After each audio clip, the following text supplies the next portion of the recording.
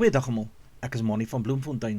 Dit is vandag Woensdag, die 22ste Julie 2026. Ons doen die nuus in kollig en ons hoofopskrif vir vandag sê: ongeluk naby Franshoek, 2 dood en byna 30 beseer. Nog berigte, geen sosiale media vir Franse kinders onder 15 jaar nie. Geen borg vir kolonel van misdaad intelligensie nie. Engelse speler vra dat die formaat van rugby moet verander. Evenepoel wen 16e skof van Tour de France. Protea dames netbalspan begin teen Malawi in Glasgow spele. 2 mense het hulle lewend verloor en byna 30 anders beseer in 'n ernstige padongeluk naby die R45 naby Franshoek in die Wes-Kaap.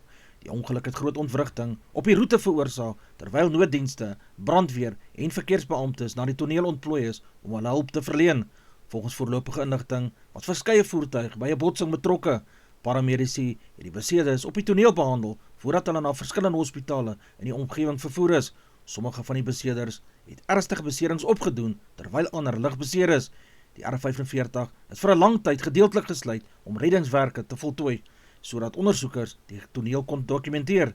Dit het tot lang verkeersopeenhopings gelei en motoriste is aangeraai om alternatiewe roetes te gebruik totdat die pad weer veilig oopgestel kon word. Die Suid-Afrikaanse Polisiediens en verkeersowerhede ondersoek die presiese oorsaak van hierdie ongeluk. Dit is nog nie bekend of spoed, gevaarlike verbysteek, meganiese probleme of swak padtoestande 'n rol gespeel het nie. Kolonel Ismail Dawood van misdaadintelligensie sal in aanhouding aanbly totdat hy weer vir borg aansoek kan doen. Die hof het die saak uitgestel, wat beteken dat hy voorlopig agter tralies moet bly. Dawood staan tereg op ernstige aanklagte van aanranding, afpersing ter waarde van R3,5 miljoen, asook intimidasie.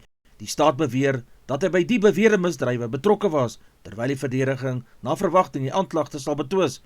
Die saak het groot belangstelling gewek, omdat Dawood 'n senior lid van misdaadintelligensie is. Die vervolgingsgesag voer aan dat die aantuigings ernstig is en dat die ondersoek steeds voortduur.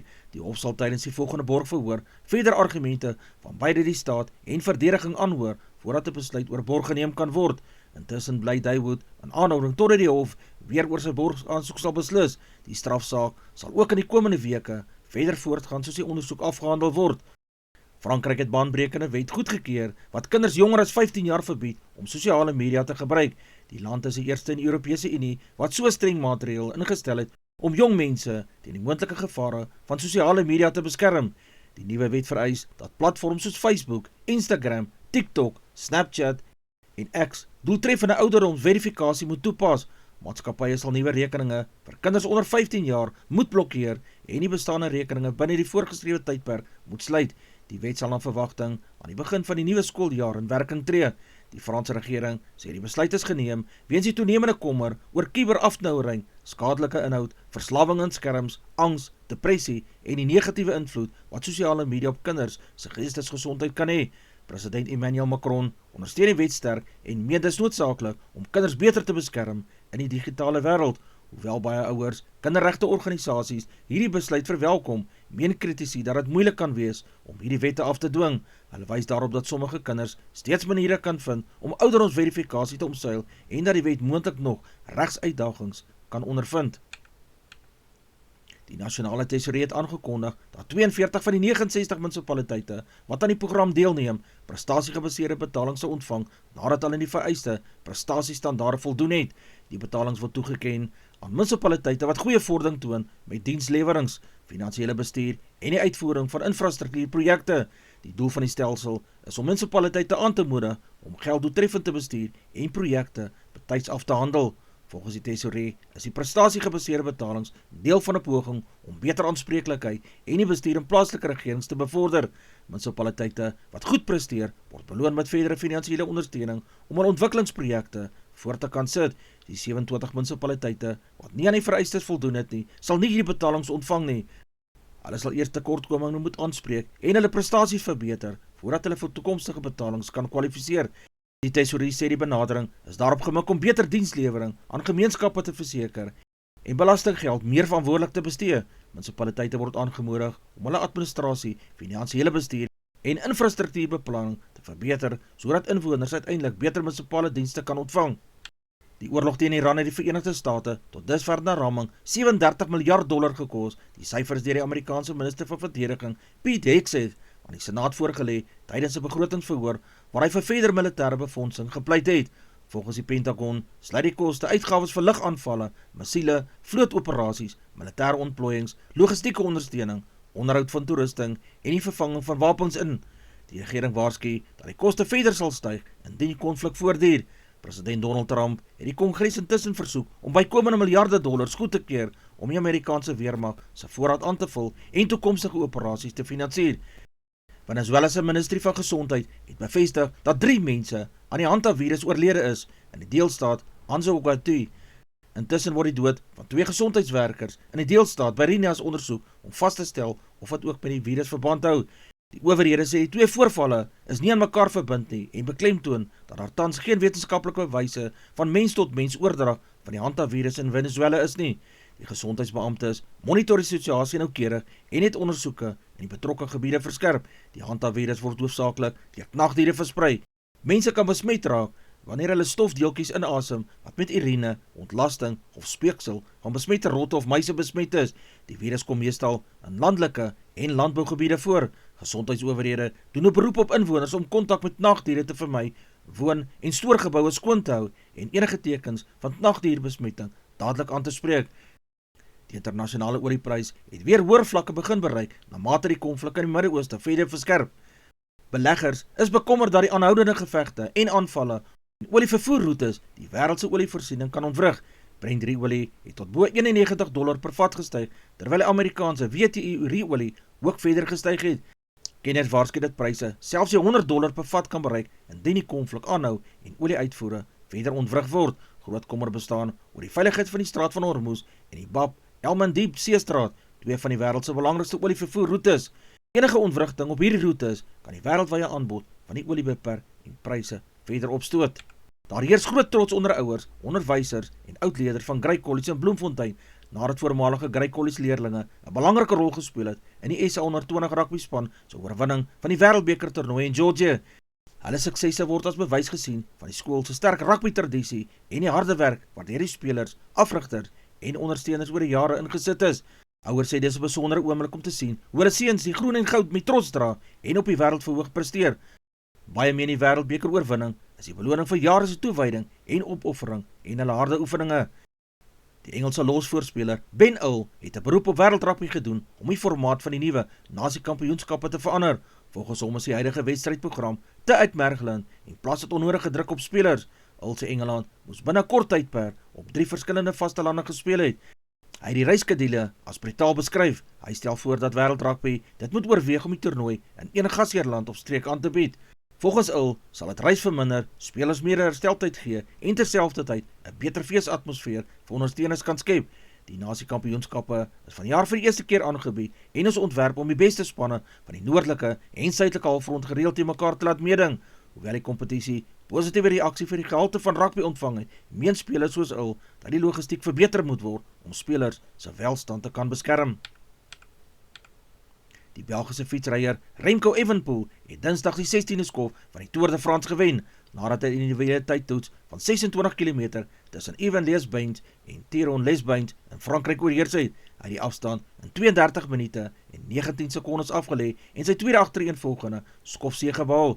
Evenepoel het uitstekende tydrit opgelewer en die algehele voorloper Tadej Pogačar, terwyl hy tyd in die geeltrui teruggewen het, behou Pogačar steeds 'n gemaklik voorsprong met 4 minute en 32 sekondes in die algehele punteleer. Die Deen Matthias Skelmose was derde in hierdie skof gewees, terwyl Evenepoel se spanmaat Florian Lipovic na 'n val naby die eindstreep uit die wedren moes onttrek het. Die rugby-ondersteuners kan uitsien na 'n opwindende Currie-beker-wedstryd wanneer die Stormers 15-tal Sondag teen Boland Cavaliers op die Boland Stadion in Wellington Park. Albei spanne het hulle seisoene met oorwinnings begin en is vasbeslote om hulle goeie vorm so voort te sit. Die Stormers kom met selfvertroue na Wellington nadat hulle die verdedigende kampioen die Griek was met 25-19 gewen het. Boland het aan die ander kant met die Bulls 15-tal met 24-10 verslaan en sal die tuiskare se ondersteuning wil gebruik om nog 'n oorwinning aan te teken. Die wedstryd beloof om 'n taai en fisieke stryd te wees. Boland sal graag hulle sterk tuisrekord wil handhaaf, terwyl die Stormers daarop sal uitwees om te wys dat hulle jong span gereed is om vir Currie-beker eerbewyse mee te ding. Daar is ook ekstra motivering vir Boland, nadat hulle die Stormers 15-tal vroeër vanjaar in 'n voorbereidingswedstryd met 54-26 gewen het. Die Stormers monitor intussen die fiksheid van die kaptein Jean-Luc Du Plessis, terwyl Boland hoop dat die hele agter James Tedder betyds van 'n kniebesering sal herstel. Die All Blacks het 'n indrukwekkende ommeswaai beleef sedert Dave Rennie vroeër vanjaar as hoofafrigter aangestel het. Na aanvanklike twyfel oor sy aanstelling het die Nieu-Seelandse Nasiekampioenskap sterk begin met 3 oorwinnings uit 3 wedstryde, insluitende 'n oortuigende 40-21 oorwinning oor Ierland. Rennie het vinnig sy stempel op die span afgedruk deur Arie Savea as kaptein aan te wys. Savea se leierskap, werkstempo en ervaring het 'n nuwe energie na die All Blacks teruggebring. Onder sy leiding speel die span weer vinnige aanvallende rugby, waarvoor in Nieu-Seeland wêreldbekend is. Die afrigter het ook verskeie dapper keringsbesluite geneem en jong spelers die geleentheid gegee om hulle telling te wys. Die Spar Proteas begin Saterdag hulle veldtog by die 2026 Statebond spele in Glasgow, wanneer hulle teen Malawi in die eerste groep A wedstryd te staan gaan kom. Die wedstryd is 'n belangrike openingstoets vir Suid-Afrika, wat mik om 'n plek in die halfeindronde en uiteindelik 'n medalje. Suid-Afrika is in groep A saam met Australië, Engeland, Malawi, Tonga en Noord-Ierland geloot. Malawi is een van Afrika se sterkste netballande en die wedstryd beloof om 'n taai stryd te wees. Die oorwinning sal die Proteas in uitstekende posisie plaas vir die res van die groepfases. Die afrigter Jenny van Dijk se span reis met selfvertroue na Skotland nadat hulle onlangs 'n suksesvolle voorbereidingsveldtog gehad het. Ervare spelers soos Karel Pretorius sal 'n sleutelrol speel om die span se verdediging te versterk en die jonger spelers deur die druk van die toernooi te lei. Advertensie van Netwerk 24, teken in en kry verskeie tydskrifte en koerante. Advertensie van Bloemkeel vir jou. Jy kan vir Diana of Susan by 082-390-3339 kontak. Hulle sê jou voertuig se registrasie namens jou behartig. Ons Weerberg vir die streek lyk so: Messina 1328, Polokwane 823, Lephalale 1027, Mbombela 927, Mahikeng 1024, Pretoria 1024, Johannesburg 1121, Ermelo 621, Kalahari 1228, Gaborone 1226, Richards Bay 1326, Pietermaritzburg 1023, Durban 1426, Port St Johns 1121, Pongola 1228, Maputo 1828, Bethlehem 420, Bloemfontein 823, Allewal Noord 620, Welkom 923, Vryburg 923, Kimberley 1026, Appington 1223, Prieska 724, Springbok 721, Karasburg 1126, Keetmanshoop 1226, Mariental 1127, Alexanderbaai 916, Brandvlei 721, Loedersbaai 1221, Vredendal 717, Kaapstad 1017, Sutherland 315, George 918, Jeffreys Bay 1019, Kabarra 919, Graafrenet 615, Kapogalas 1817, De Aar 720, Molteno 415, Beaufort Wes 818, Oos-London 919, Mabalane 16 en 31 grade Celsius in die middag. Ons verkorte weerberig per provinsie. Limpopo provinsie gedeeltelik bewolk en koel tot warm. Mpumalanga gedeeltelik bewolk met warm toestande. Gauteng koel in die oggend, sonnig en aangenaam later. Noordwes mooi weer met koel oggend en matige middagtemperature. Vrystaat koud in die oggend, sonnig en koel tot aangenaam. KwaZulu-Natal gedeeltelik bewolk en warm langs die kus. Die Noord-Kaap koud vroeg, sonnig en aangenaam gedurende die dag. Die Oos-Kaap koud in die oggend en sonnige en matige toestande sal later ervaar word. Die Wes-Kaap koud in die binneland, koel tot aangenaam aan die kus met sonnige weer. Ons markaanwyser vir die dag lyk so: die rand verhandel teen R16.47 teenoor Amerikaanse dollar, die pond verhandel teen R22.06, 'n euro kos R18.81, die Australiese dollar kos R11.55, 'n yen kos 10 sent, die prys van platinum is $1,532, die prys van palladium is $1,276, die prys van goud is $4,062, die prys van silwer is $58.79, die prys van Brent olie per vat is $89.22. Gedagte vir die dag: gebruik vandag om weer op te staan, hard te werk en met hoop vorentoe te kyk. Klein tree vorentoe bring jou uiteindelik by groot doelwitte uit.